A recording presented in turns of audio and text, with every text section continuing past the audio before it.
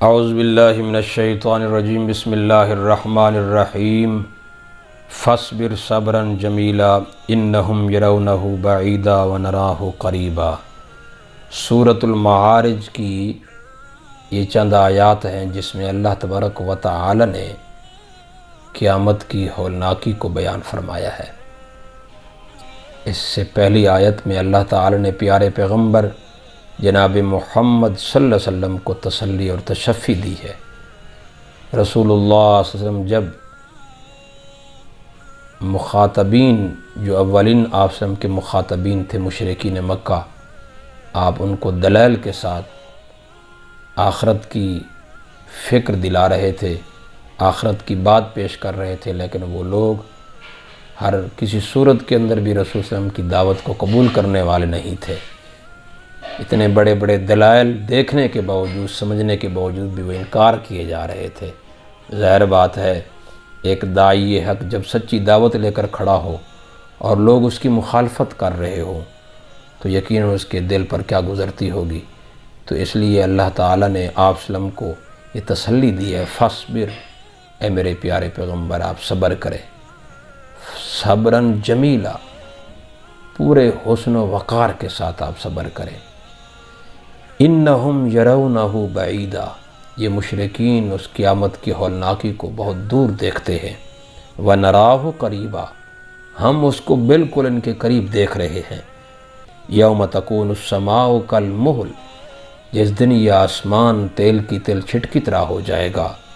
وتکون الجبال کالعہن، اور یہ پہاڑ رنگین دھنی ہوئی اون کی طرح اڑتے ہوئے نظر آئیں گے۔ ولا یسأل حمیم حمیما، یہ وہ ہولناکی کا سخت دن ہوگا کہ اس دن کوئی مخلص جگری دوست کسی دوسرے دوست کو نہ پوچھ سکے گا۔ یبصرونہم، اللہ فرما رہی ہیں یہ ایسی کوئی بات نہیں ہوگی کہ وہ ایک دوسرے کو نظر نہیں آئیں گے، بلکہ وہ اللہ تعالیٰ فرماتے ہیں ایک دوسرے کو دکھائے جائیں گے، وہ ایک دوسرے کو دیکھ بھی رہے ہوں گے، لیکن کسی کے اندر یہ ہمت نہیں ہوگی کہ وہ اپنے کسی دوست سے کچھ حال احوال پوچھ سکے۔ یود المجرم، اس دن مجرم یہ چاہے گا، لو یفتدی من عذاب یومئذ ببنیہ، کہ میرے عذاب کے بدلے میں میری اولاد چلی جائے۔ یعنی دیکھو قیامت کا سخت منظر، آخرت کا عذاب کتنا سخت ہوگا۔ آپ اس سے اندازہ لگائیں کہ والدین کو اپنی اولاد سے کتنی محبت ہوتی ہے، کتنا پیار ہوتا ہے۔ پوری زندگی اپنی اولاد کی خوشحالی اور ان کی کامیابی کے لیے والدین ہر طرح کی قربانیاں دیتے ہیں، اپنی جان کو، اپنے مال کو داؤ پر لگا دیتے ہیں، اپنی زندگی کو داؤ پر لگا دیتے ہیں، لیکن کل قیامت کی ہولناکی اور آخرت کا عذاب اتنا سخت ہوگا کہ اس دن مجرم چاہے گا کہ میرے عذاب کے بدلے میں میری اولاد چلی جائے، وصاحبتہ، میری بیوی چلی جائے، واخیہ، میرا بھائی چلا جائے، وفصیلۃ التی تؤوی، اور میرا پورا وہ خاندان جو مجھے پناہ دیا کرتا تھا وہ اپنے خاندان کو پیش کر دے گا، اللہ اس کو لے لے، یہ میرا خاندان میرے عذاب کے بدلے میں چلا جائے۔ ومن فی الارض جمیعا، اس زمین کے سارے لوگ میرے عذاب کے بدلے میں چلے جائیں۔ ثم ینجی، اپنے بارے میں کہے گا مجھے نجات مل جائے۔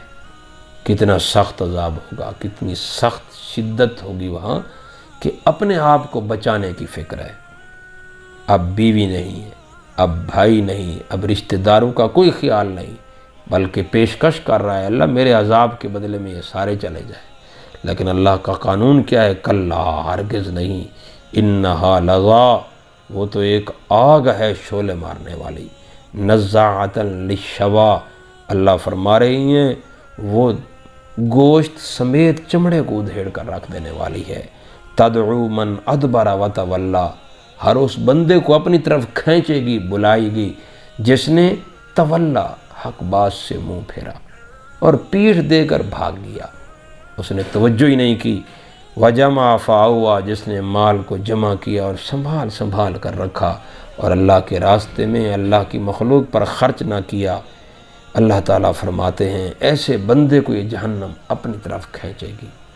تو دیکھو ان آیات کے اندر اللہ نے کتنا سخت عذاب بیان کیا ہے۔ یہ وہ حقیقتیں ہیں جو اللہ نے قرآن میں واضح طریقے سے بیان فرمائی ہیں، اس میں قطعاً شک کی گنجائش نہیں ہے۔ ہمیں قرآن مقدس کو اس یقین کے ساتھ پڑھنا چاہیے کہ یہ اللہ کی لاریب کتاب ہے، اس میں جو کچھ بھی اللہ تعالیٰ نے خبریں بیان فرمائی ہیں وہ حق اور صداقت پر مبنی ہے، اور ہمیں چاہیے کہ ہم ان آیات کو پڑھ کر آخرت کا خوف، آخرت کی فکر ہم اپنے اندر پیدا کرنے کی کوشش کریں۔ ہم اپنی اولاد کی وجہ سے، اپنے بیوی بچوں کی وجہ سے، اپنے خاندان کی وجہ سے کوئی ایسا قدم نہ اٹھائیں جو ہمارے لیے کل قیامت کے دن عذاب کا، وبال کا باعث بن جائے، کہ کل قیامت کے دن پھر یہی آل اولاد، یہی بیوی بچے، یہی اللہ تعالیٰ کے سامنے پھر ہم کہیں گے اللہ انہوں نے، ان کی ضروریات اور ان کی وجہ سے میں نے یہ سارے کام کیے تھے، گناہ کیے تھے، ان کو میرے عذاب کے بدلے میں لے لے۔ تو وہاں پھر اللہ تعالیٰ فرما رہے نہیں، لا تزر وازرۃ وزر اخری، کوئی کسی کا بوجھ نہیں اٹھائے گا، جرم تو کرے سزا تیری اولاد کو، تیری بیوی کو، تیرے خاندان کو، یہ کیسے ہو سکتا ہے؟ لہٰذا جو مجرم ہوگا سزا اسی کو دی جائے گی۔ تو اللہ تعالیٰ سے دعا ہے اللہ تعالیٰ ہمیں آخرت کی صحیح فکر ہمارے دلوں میں اللہ پیدا فرمائے، اللہ آخرت کو مد نظر رکھتے ہوئے ہمیں اچھے اعمال کرنے کی توفیق عطا فرمائے۔